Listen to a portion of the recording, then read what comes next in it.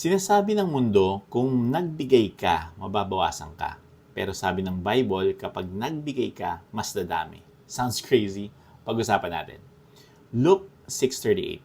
Magbigay ka at ikaw ay bibigyan. Siksik, liglig at umaapaw.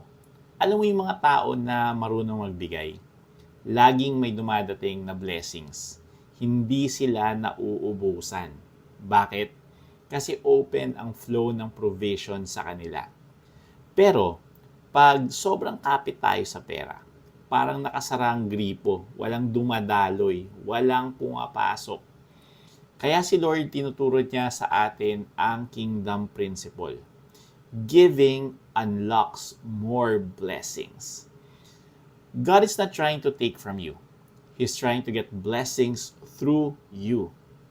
Think about this.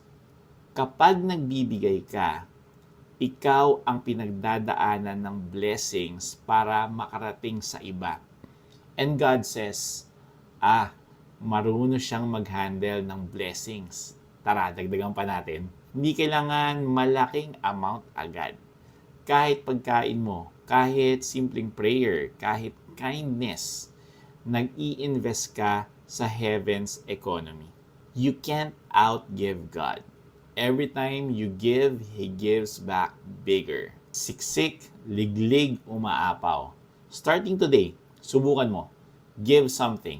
Time, kindness, encouragement, pera, anything.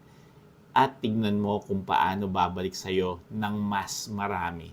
Declare with me sa comments, I choose generosity. Don't forget to like, share, and subscribe. Daily videos about faith and finance para sa financial breakthrough mo. Blessed to be a blessing.